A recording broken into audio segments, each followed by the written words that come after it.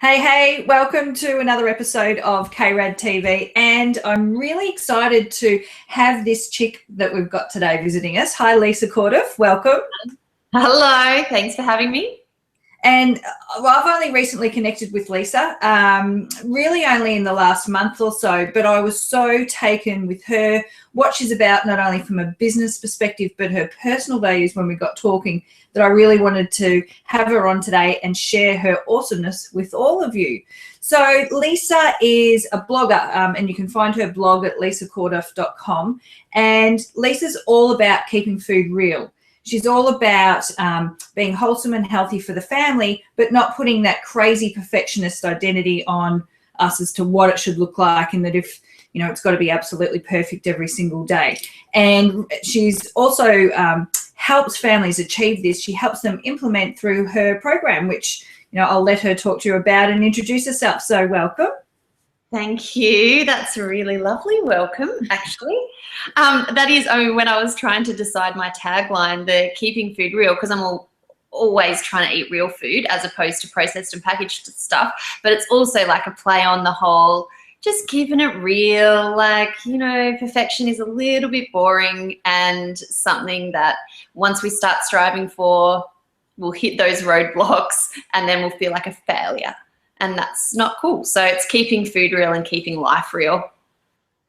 And that's actually why I really love talking to you when we got to talk recently, because it was about, we've got very similar philosophies about let's have a crack, but let's keep it real.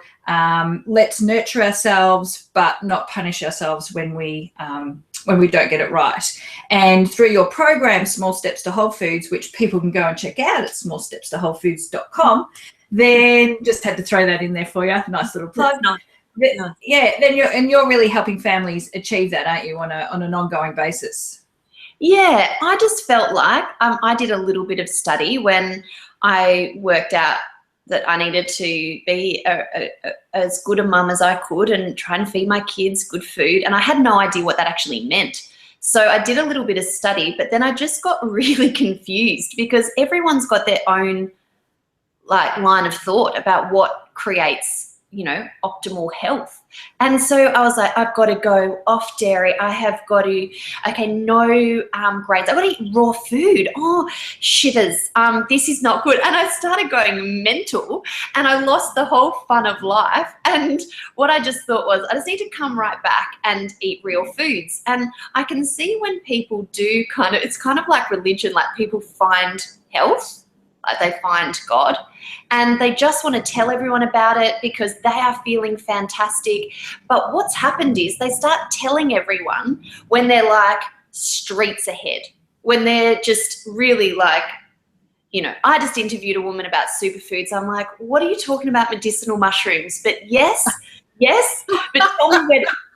tell me where to start. That's what I want to know. I want to know where I can start. What are a few actions I can take and actually implement and get a few runs on the board and feel awesome about myself, and that my kids will actually eat, that then starts the journey. And I felt like everyone kind of just went to you can feel fabulous in, you know, a short amount of time. Whereas I'm like, hey, I know that your pantry is probably full of things that you're not quite proud of. So let's start there.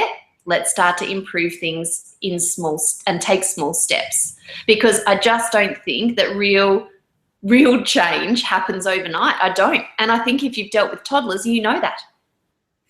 The philosophy you're talking about is, I feel exactly the same from a coaching perspective. You know, there's so many people out there talking about this is the ideal world, and I'm awesome, and I live amazingly, and nothing ever goes wrong, and I don't fall down, and I don't doubt myself, and that sort of stuff. And it's just not real life. And you know, it's as much about the journey and the wins and the failures and the, oh my God, I fucked ups, as it is about, yay, I'm doing really well. So tell me how you got into your blogging then, because you've got over 5,000 followers, and the blog was your outlet before you even thought of doing a program. So tell me how you evolved into that. Yeah. So I did this study, and then I was living in Sydney at the time, and then I moved to Brisbane, and I knew no one, and I had my daughter was about 4 months old or 5 months old, and my son had just turned 2. So I had 2 really little kids, no life, no friends. So, of course, what does anyone do? They start a blog. And clearly I enjoy communicating as well. And I just thought, I'm just going to start to put this out there. I'm just going to see what happens. I'm just going to write. And I can remember all the times when I'd be like responding to Facebook comments, because it's so exciting when you start to actually get those that aren't your mum. And thanks, Mum. Yeah. Thanks, sis. Thanks, Mum. Yep, it's a great recipe. All right. Go and make it, everyone.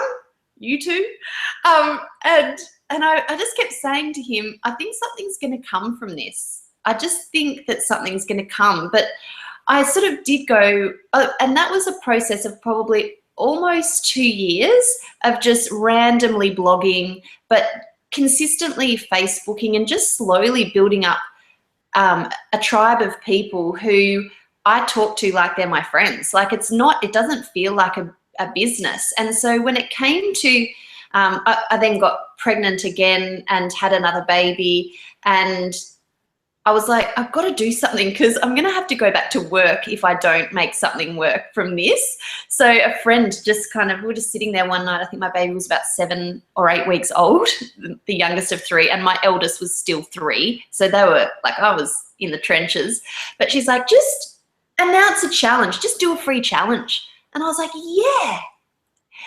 And then she's setting up a MailChimp list for me. And I'm like, what are you doing? And she said, announce it to your Facebook group tonight. Just do it. Just tell them it's coming and give them a date that they can expect it. And I'm like, well, I'm not ready. She said, you'll never be ready. Just do it. And I did. And of course I rose to the challenge. And of course I wanted to deliver something awesome. I had 550 people sign up for that free challenge. And that was affirming in the sense that, oh, people want this. People want this from me. I didn't even think I knew anything yet. And it just started, because from that 21-day challenge, I created the 8-week program, and it's just gone from strength to strength. Did you give that for a girlfriend a massive cuddle and a kiss? Because, she set you on that path. It's like, okay, let's do it. I mean, you obviously created it, but for her to say, right, it's time to step up. That good girlfriend. She also did my branding and my websites, and has been like, I actually can't imagine all of this without her. Sometimes you meet people in your life and they just are there, and it feels right and it feels really good. I think she believed in me before I believed in me, and she just gave me the nudge I needed. I just needed to be pushed off, and I have cried very ugly tears throughout this process, and fallen in a heap, and lost my mind, and got conjunctivitis doing a video series. Great. It was really messy, but I'm so grateful to her for just being the one to just go, yep, you can do this. Do you want to share her business? Has she got a business that she can help other people? Oh, yeah. If anyone wants the branding genius, then go to Alyssa Jane Creative, and the Jane is Jayne. She's awesome. She's very, very good at what she does, and she actually really likes to think about the whole business. So it's not just about the smaller elements. It's about the process and taking people to launch and all that kind of stuff.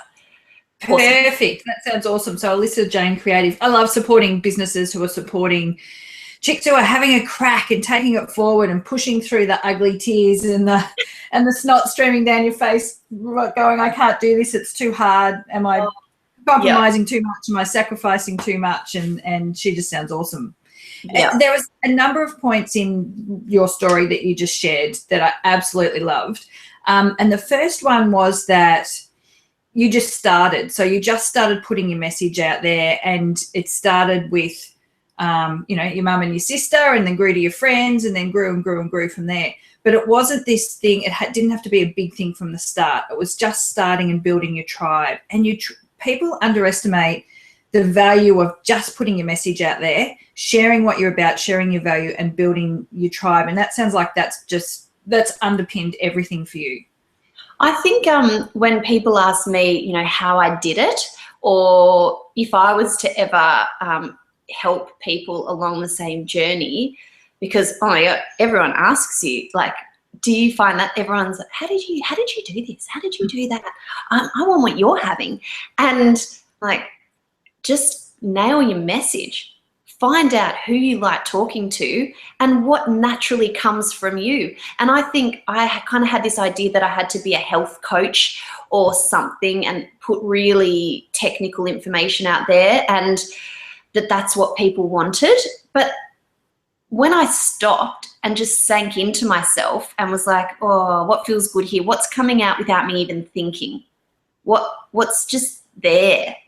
That was when all of the beauty started, and everything has flowed, because I think I had that alignment, and that just cannot happen overnight, because I was really scared that I'd get very bored. I didn't realize I was an entrepreneur until I realized that that's what all the consistent ideas about businesses means. And I absolutely had comparisonitis with other people who were doing amazing things. But I just started this program. I literally have created it on the couch while my kids have slept, or the baby's on me, or having a feed. You know, when I first did that 21-day challenge, I had massive boobs, all my baby weight. You know, it wasn't necessarily pretty, but I was doing it. And you know what? I reckon that's a key too, is if you're authentic and people can see who you really are, then they forgive you those things because they know you're real, and it's comforting. They're on that journey with you as well. I think they get really invested in you and your life and what you're doing, and you're awesome at sharing photos of your kids and your raw stuff, your inside you. And I do feel that people, when they can see that, they're just invested and want to go on that journey with you. Yeah, and so I definitely do think that the 2 years that I was refining it and just experimenting without an attachment to outcome was the best thing that could ever have happened for me, because it let me get to know myself. And not everybody has that luxury of time in a way. You know, they might be in corporate and looking to change. But the takeaway for me out of that is, even if you are in corporate and thinking of starting your business, even if you are in one business and you're not feeling satisfied and want to move elsewhere, or you're feeling like you're not connecting with the right people, just start talking. Just start getting your message out there. Just start being you and see where it goes. Start writing. That was one of the biggest moments that I got when I first started, was just start writing. Just start. And, you know, dodgy food pictures, and I look back on some of those early posts and think, what? But I'd started, and now I'm here because I started. And my husband's the same, like thinking about transitioning out of corporate, and, you don't have to have the big idea, I think, to get started. You just have to start writing, start talking, start communicating. Yeah, absolutely. So how did you break through when the big tears came, the sobbing in the corner, and the questioning about, am I being too self-indulgent? And I'm guessing that this is what come up, because what come up for me and is what come up for so many of my clients. I'm being too self-indulgent, I'm away from the kids too much and feeling guilty, or like I'm not good enough. How could I possibly do this? How did you get through that? I'm still getting through it. It's a constant battle for me, actually. So the day that I got my first ever professional photos done, I woke up and I pretty much started crying straight away. And I just yelled at my husband, don't know why. And then I sat down and wrote 2 pages of notes about why I'm so angry.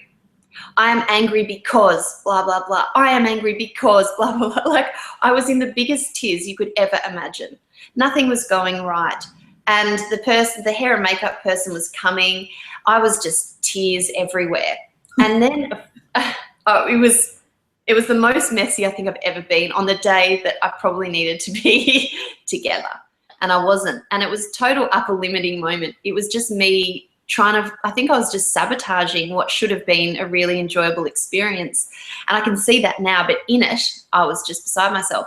And a friend contacted me. She called me. She's actually fantastic. Her name's Yvonne Hills, and she helps people. She actually is very good with sales strategies, but she understands mindset a lot. And she got me on the phone. She's like, sit down. I need you to sit down. And I sat down on my front doorstep. I'm sitting.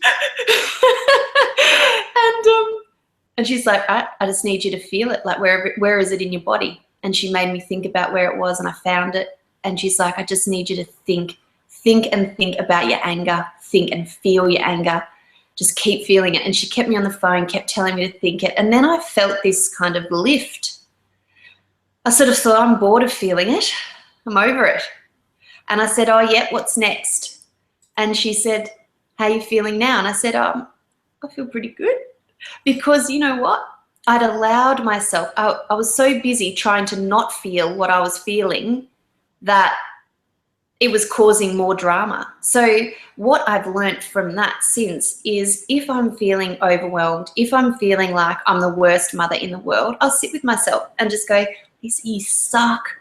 Big, hairy, green balls, you're, blah, blah, blah. And I'll say all the things and I'll hear it.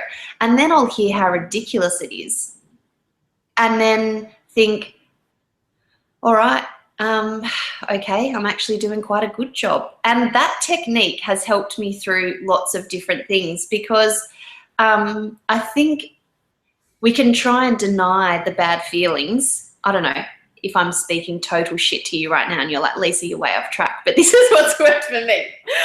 I'm actually teary. Like, I was just, while you were talking, I was wiping away tears because I was there with you in that moment. And what the process you're going through, I love and adore, and is what I encourage people to do. So it's amazing. Keep going. Keep telling us the story. This is so powerful for all my listeners. I just could never have imagined, when I started off, sitting on my couch with my 7-week-old, let's do a free challenge. That was like 10 or 11 months ago.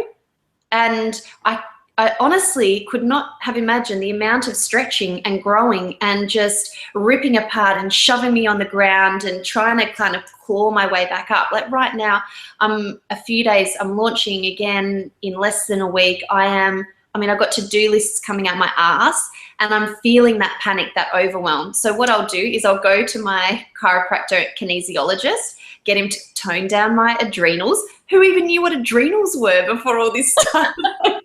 I had no idea. And then he's like, your adrenals, Lisa, this year, wow. I'm like, yeah, I didn't even know that they existed. But now I definitely can recognize those signs in my body that I'm peaking out and I need to calm back down again. And then, so I do that. I'll listen to myself. I'll sit with myself, and then just keep reminding myself I'm doing a pretty good job. I will spend time with my children with the phone in my room, so I'm not even tempted to look at it. I have to do that because that's been my biggest challenge, is separating family and work time, because at the start it was all just kind of melded into one. And I can't get anything done with 3 children around, but I do kind of go, oh, so that person's emailed, I'll just write back to that Facebook message, and it's distracting. And I'm not present. And so that's something that I've really tried to change. And I've just organised care for my youngest 2. So I have like 12 hours a week, kid-free, to actually work. So I'm trying to incorporate more ease into my life. And I think that it is hard, but it doesn't have to be so hard that it breaks you and you can't continue. I think for me, it was like, I am this business. I've got to keep rolling with it. And the photos came back, those professional photos, and I hated them. I still hate them. But that's just one of the processes with business too, isn't it? Like, it's not always going to be, I don't know, it's just not going to be perfect, but at least I've had that first one done, and now I can kind of think more about, well, the next time I get it done, what do I really want? Absolutely. I just admire everything you're about, You know, you're making the choices that give you that peace and flow, because everything is a choice. So many chicks say, oh, I can't do this and I have to do this. But the reality is we have choices, and we can craft life to look the way that we want it to look. But just the leaning into the feelings rather than running away or being so busy that you push them away, like actually letting yourself feel it. Like, I would encourage chicks who are watching this, who experienced that, to rewind this video and watch what Lisa went through, talked about. Watch it through again, because that is real and it is so powerful, the approach, and I just think it's fantastic. I'm in awe of what you've done in such a short amount of time. So tell me, where are you going from here? What's the big vision for Lisa Corduff? I have a problem with too many ideas. So what I'd really, really love, like what my ultimate goal would be now that I've kind of accepted I have a business, because it took until probably after the third launch for me to go, oh, okay, so this is a thing. It's not just it's going to stop, because I just did genuinely think pretty much everyone has bought this who's been in my tribe. So the next stage for me is letting more people know that it exists.